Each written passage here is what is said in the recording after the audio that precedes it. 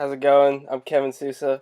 Today I'm going to be talking about the design of hand spinners in terms of the process, elements, principle, history, and culture. The conceptualization of this idea most likely stemmed from boredom. The creators of this design wanted to create something that could engage both the body and the mind, and to create something that was playfully challenging. The needs and constraints of this design. In order for it to be a hand spinner, it has to be able to spin, first of all. It has to have the three end rings, and it has to be able to balance while spinning. That's the whole object, or the challenge. The audience of this design is really everyone. Young kids in classrooms, college students in classrooms, and even adults who are bored at work. Color is one of the biggest selling points of this design. You can essentially get any color you want.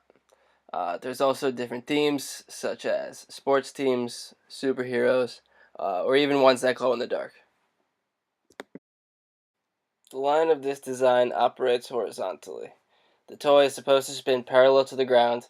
It has three prongs that are equidistant from the center, and the length and width are no larger than your palm.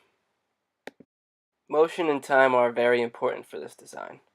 Motion is an inherent constraint of this design, so you need to have motion for it to even be considered a hand spinner. Time is important because it is part of the overall challenge of the hand spinner. The object is to see how long you can keep it spinning. One of the appeals of the hand spinner is the symmetry and the simplicity of the design. It's an activity that is easy to do. It can be done repeatedly, over and over and over again for long periods of time. Obviously, the focal point is at the center of this design. That's where you hold it, and that's where the eye is drawn to. When the three sides spin, it creates a fill effect around the center of the design, which further draws the eyes to the focal point in the center.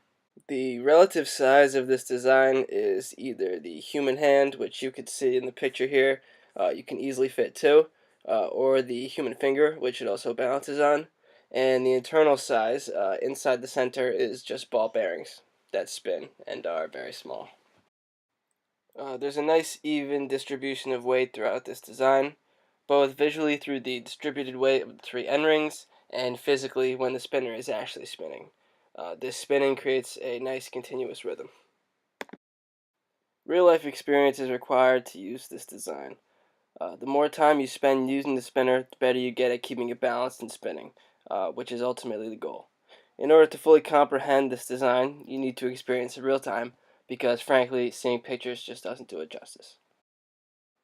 Americans have been trying to satisfy boredom for centuries. One of the first designs that they came up with was the radio. This is so that they could listen to public speakers and music in their home. These concepts constantly developed through time, and now we have the television, video games, smartphones, apps, you name it. So many different devices that are electronic, all to help satisfy boredom. Some more recent kids' fidget toys that have come out are tech decks, which are those little skateboards that you can see there in the top right, and silly putty, which I'm sure you've heard of, which you play within your fingers, and it can copy images and text from the newspaper for some reason. So these hand spinners are a very new design. They just came out very recently. They started selling about a month ago, but already they have been a huge success.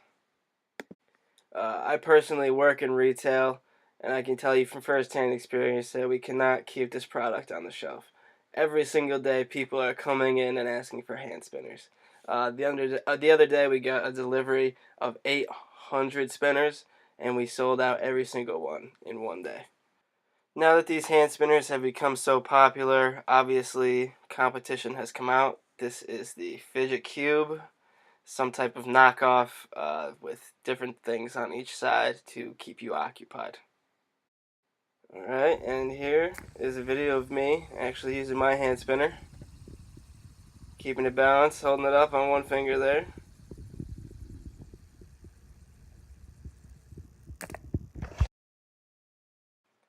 Thank you very much. Hope you enjoyed this presentation. Now go get yourself a fidget spinner. Sure, after this you'll be itching to get one.